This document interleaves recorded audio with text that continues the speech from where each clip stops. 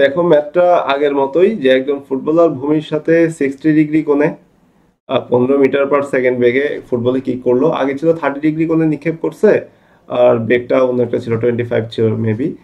তো যাই হোক, বলটার ওই ওই আগের ম্যাথের রেঞ্জ দেওয়া ছিল, তোমাদের মনে আছে কিনা? 55.174 এই ধরনের একটা রেঞ্জ দেওয়া কিন্তু ছিল। এই ম্যাথে রেঞ্জটা দেওয়া নেই, না দিয়ে বলতেছে যে সরাসরি উড্ডয়নকাল কত সেটা বের কর। এর আগের ম্যাথেও আমরা উড্ডয়নকালটা বের করেছিলাম, তবে এবার আমাদেরকে উড্ডয়নকাল বের করতে হবে, কিন্তু রেঞ্জটা দেওয়া নাই। ঠিক আছে, তো যাই হোক, এখন আমরা দেখি যে গতিপথের সর্বোচ্চ উচ্চতা কত।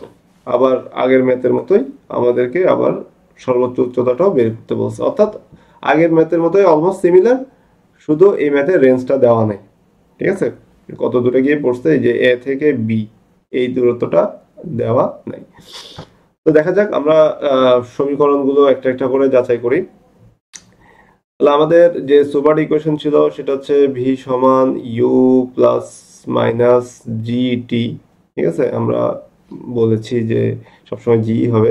আর একটা ছিল এস সমান UT plus minus half GT square, তাই তো? এগুলো হচ্ছে আমাদের সুপার ইকুয়েশন, আমরা এগুলোকে অ্যাপ্লাই করি। এখন যেহেতু আমাদের এস দেওয়া নাই, ঠিক আছে, আদি বেগ দেওয়া আছে, শেষ বেগ দেওয়া নাই, জি এর মান তো 9.81 সেটা আমরা জানি।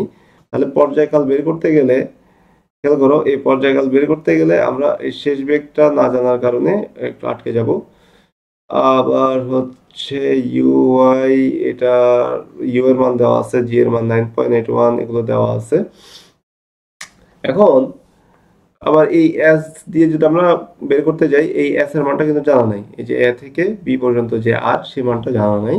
ইউ এর মান জানা আছে, ঠিক আছে, সমস্যা নাই, ওইখানে আবার টি স্কোয়ার আছে। তারপরেও আমরা আসলে করতে পারবো, দুইটা ইকুয়েশন দিয়ে করতে পারবো। হুম, আমি তাহলে সহজটা দিয়ে করি। খেয়াল করো, এস সমান ইউটি, এই সমীকরণটাই অ্যাপ্লাই করি। আমি যেহেতু পর্যায়কাল বের করতেছি, তাহলে বড় হাতের টি দিয়ে দিই, মাইনাস হাফ জিটি স্কোয়ার। জি এর আগে মাইনাস দিয়ে দিলাম, ঠিক আছে, কারণ ইউআই, ইউটা কাজ করতেছে একদিকে, আর হচ্ছে আমাদের জি কাজ করতেছে অন্যদিকে। হ্যাঁ, কালারটা চেঞ্জ করে দিতে পারি, এটার ঠিক মতো ওইটার সাথে যাচ্ছে না। হ্যাঁ, ইউটা কাজ করতেছে উপরের দিকে, জিটা কাজ করতেছে নিচের দিকে, এই কারণে এখানে মাইনাসটা দেওয়া হয়েছে আর কি। এখন খেয়াল করো, আমরা যদি এই এস এর জায়গায় লিখি এইচ, ঠিক আছে, তাহলে ইউ টি মাইনাস হাফ, আমরা যেহেতু আর দেওয়া নাই সেজন্য এইচ লিখলাম।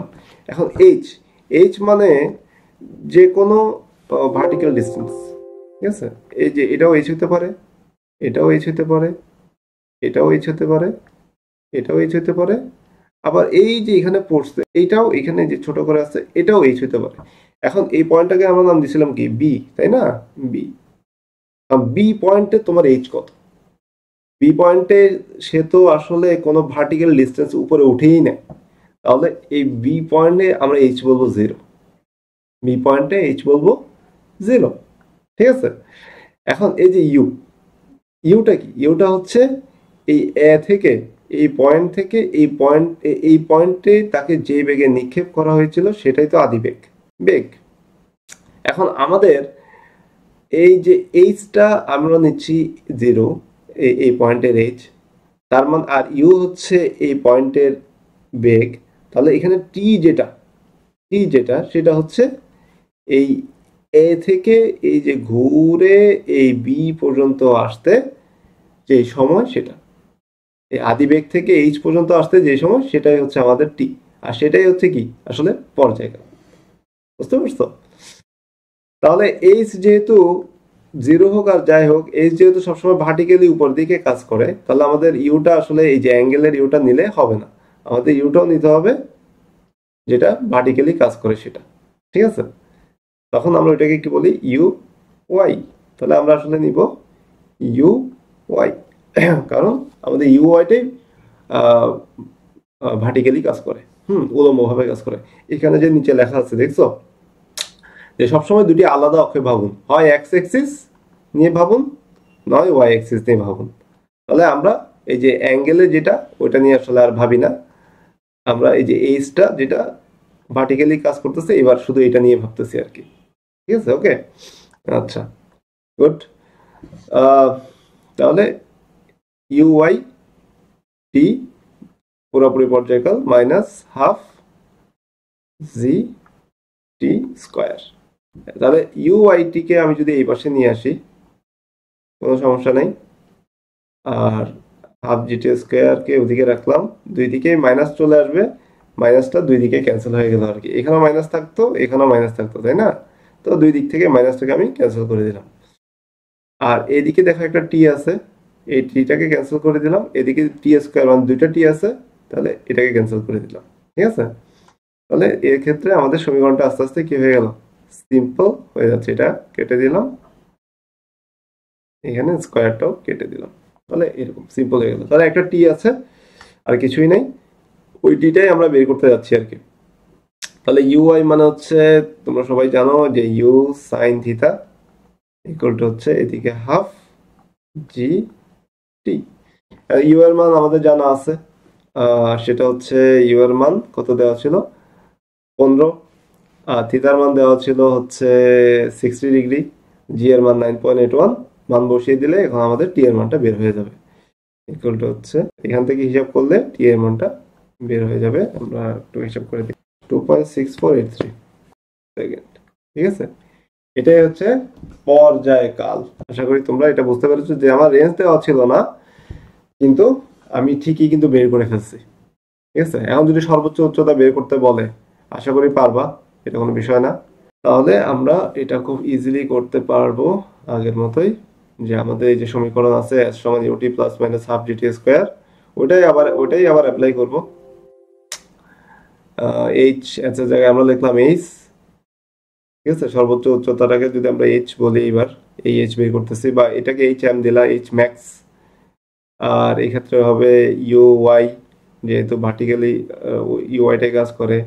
আর এই ক্ষেত্রে কিন্তু আর পর্যায়কাল হবে না, কারণ আমরা জানি যে সর্বোচ্চ উচ্চতায় উঠতে যে সময় লাগে সর্বোচ্চ উচ্চতা থেকে নামতে একই সময় লাগে, দুইটা সময়কে যোগ করলে তখনই পর্যায়কালটা পাওয়া যায়। তার মানে পর্যায়কালকে যদি আমি 2 দিয়ে ভাগ করি তাহলে সর্বোচ্চ উচ্চতায় উঠতে যে সময় সেটা বের হবে। ঠিক আছে, তাহলে এখানে টি হবে আসলে ওই যে আহ, সর্বোচ্চ উচ্চতায় উঠতে সময়টা হবে পর্যায়কালের অর্ধেক। ঠিক আছে, মাইনাস হাফ জি টি স্কোয়ার। তোমরা আগের মতো এখানে মানটা বসিয়ে দাও, মান বসিয়ে দিলে এইচ এ বের হয়ে যাবে। এটা আমি আর বের করলাম না, এটা তোমাদের উপর দায়িত্ব। ঠিক আছে, এটা হচ্ছে তোমাদের দায়িত্ব, সব মান বসিয়ে দিবা। ইউ ওয়াই মান হচ্ছে ইউ সাইন থিটা, টি হচ্ছে 2.6483 ডিভাইড বাই 2। ঠিক আছে, মাইনাস হাফ জি টি স্কোয়ার, তখনই হচ্ছে পর্যায়কালটা বের হয়ে যাবে, সর্বোচ্চ উচ্চতাটা বের হয়ে যাবে। তার মানে ডাটা কিছু কম দিলেও সমস্যা নাই, অনেকগুলো পয়েন্ট আছে যেটা দিয়ে আমরা বের করতে পারি। তো তোমাদেরকে আর একটা ইন্টারেস্টিং বিষয় একটু করে দিই, সেটা হচ্ছে আমরা কিন্তু চাইলে এই যে ভি সমান ইউ প্লাস মাইনাস জিটি এটা দিয়েও পর্যায়কাল বের করতে পারতাম, কারণ এখানে টি আছে। ঠিক আছে, এটা কিভাবে, ভি সমান ইউ মাইনাস জি টি। ঠিক আছে, খেয়াল করো এ পয়েন্টের বেগ আর বি পয়েন্টের বেগ কিন্তু সেম, তাই না? তাহলে ভি আর ইউ কিন্তু সেম, ভি আর ইউ কিন্তু সেম। ঠিক আছে, একটু পার্থক্য আছে সেটা আমি বলতেছি এখনই। সেটা হচ্ছে এই বেগটা, শেষ বেগটা হচ্ছে নিচের দিকে কাজ করে আর আদি বেগটা কাজ করে উপরের দিকে, পার্থক্য হচ্ছে এটা। তাহলে একটা যদি প্লাস হয় আর একটা মাইনাস দিতে হবে। এই তাহলে আমি শেষ বেগটা যেহেতু নিচের দিকে কাজ করতেছে ওই জন্য এটাকে মাইনাস দিলাম, আর আদি বেগটা যেহেতু উপরের দিকে কাজ করতেছে ওই জন্য দিলাম প্লাস।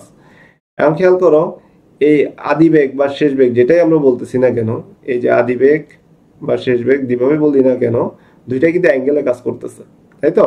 আর জি কাজ করতেছে সোজা নিচের দিকে।